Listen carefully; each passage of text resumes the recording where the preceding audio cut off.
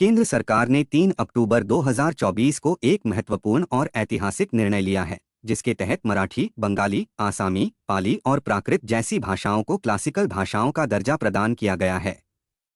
यह निर्णय न केवल इन भाषाओं के महत्व को बढ़ावा देने का कार्य करेगा, बल्कि भारतीय संस्कृति और विविधता को भी एक नई दिशा देगा।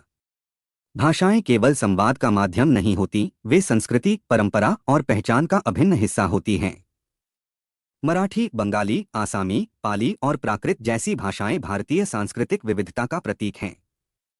इन भाषाओं में न केवल साहित्य का समृद्ध इतिहास है, बल्कि इनसे जुड़े धार्मिक, सामाजिक और सांस्कृतिक पहलुओं ने भी भारतीय समाज को गहराई से प्रभावित किया है।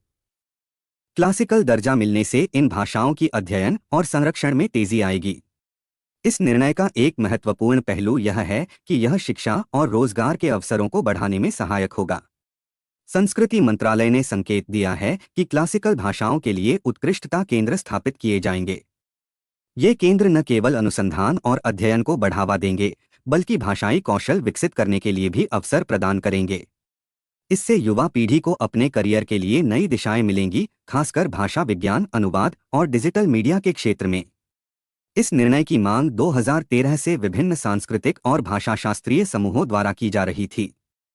इससे पहले केंद्र सरकार ने तमिल, तेलुगु, मलयालम, कन्नड़, संस्कृत और ओडिया जैसी भाषाओं को क्लासिकल दर्जा दिया था।